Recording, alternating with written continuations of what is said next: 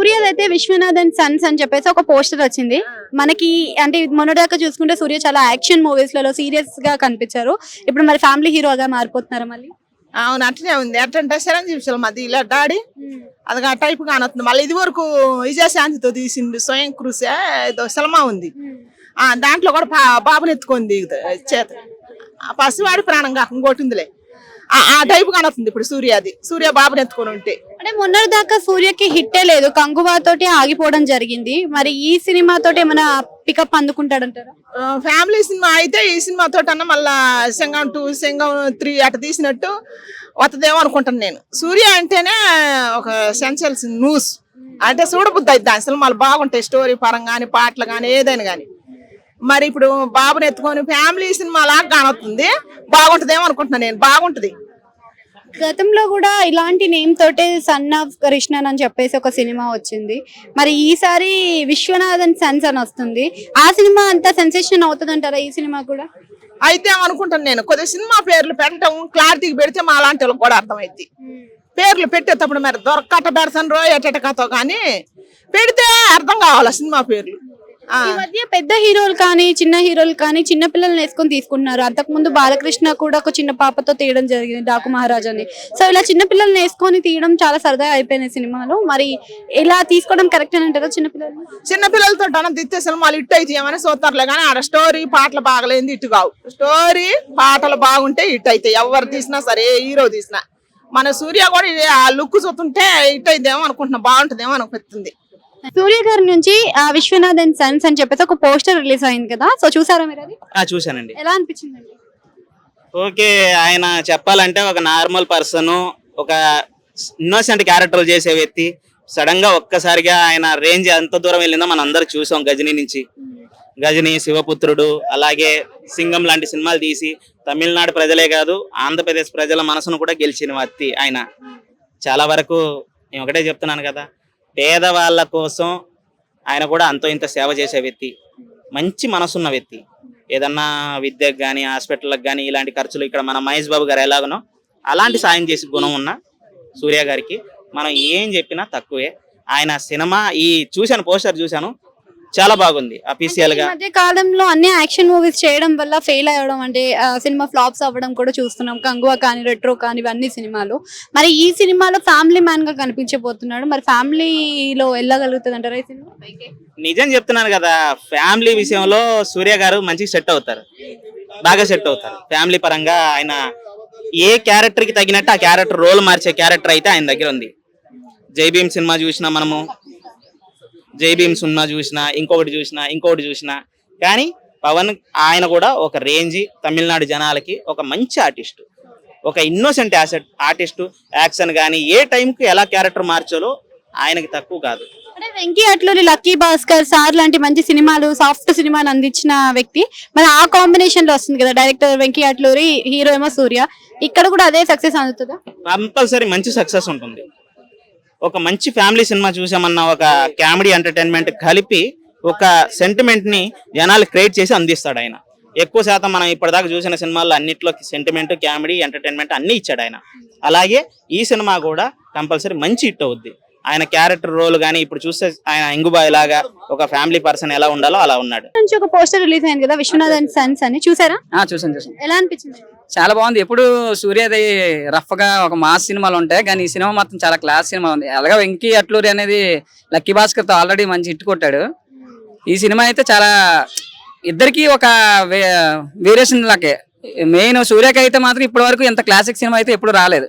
First time అయితే చూస్తున్నాం. ఎప్పుడో సూర్య సన్ ఆఫ్ కృష్ణ టైంలో చూసాం, కానీ ఇది దానికన్నా మంచి ఫ్యామిలీ అంటే మంచి ఫ్యామిలీ లాగా అనిపించింది. పోస్టర్ డిజైన్ కూడా, ఒక టైటిల్ డిజైన్ కూడా చాలా క్లాసిక్ గా ఉంది.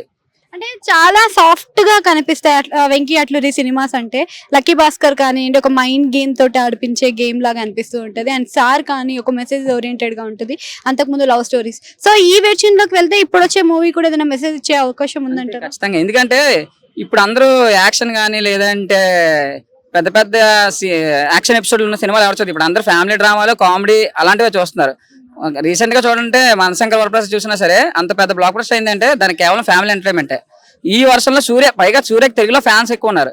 అసలు ఆయన తమిళ హీరో అయినా తమిళ్లో ఎంత ఫ్యాన్స్ ఉన్నారు, తెలుగులో కూడా అంతే ఫ్యాన్స్ ఉన్నారు.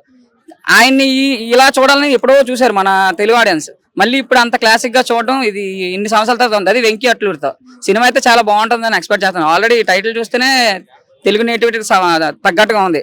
సితారా ఎంటర్టైన్మెంట్ నుంచి వస్తుంది కాబట్టి ఇంకా మంచిగా ఉంటుంది నాకు తెలిసి, బాగుంటుందని రీసెంట్ గా ఆయన తీసిన సినిమాలలో మెయిన్ గా కంగువా కానీ రెట్రో కానీ ఇవన్నీ యాక్షన్ మూవీస్ కి వచ్చాయి అండ్ ఫెయిల్ అవ్వడం కూడా జరిగింది.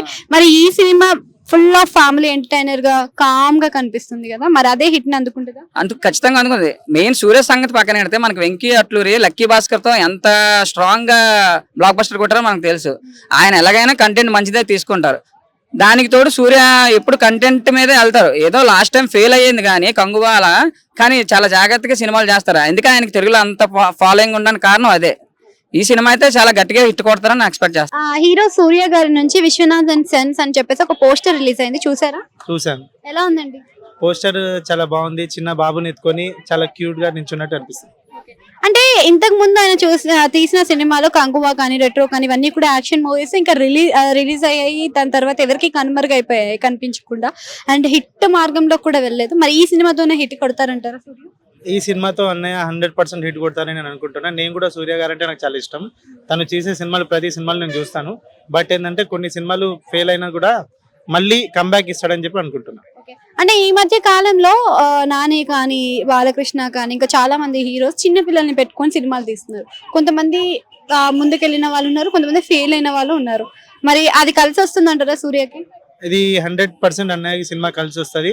దీనిలో కంటెంట్ ఫ్యామిలీ పరంగా పిల్లల పరంగా ఉంటే ఇంకా 100% రీచ్ అవుతారు. అంటే మళ్ళీ ఫ్యామిలీ మ్యాన్ గా కనిపించబోతున్నాడా సూర్య? అవును, ఫ్యామిలీ మ్యాన్ లాగా కనబడుతున్నాడు. మీకు ఎలా ఇష్టం, యాక్షన్ హీరోగానా ఫ్యామిలీ మ్యాన్? ఫ్యామిలీ మ్యాన్ గా. ఫ్యామిలీ. అంటే ఈ సూర్య తీసుకునే స్టోరీస్ మీకు ఎలా అనిపిస్తాయి? సూర్య తీసుకునే స్టోరీస్ అనేవి చాలా బాగుంటాయి. తను అన్ని విధాలుగా ఆలోచించే తీసుకుంటాడు.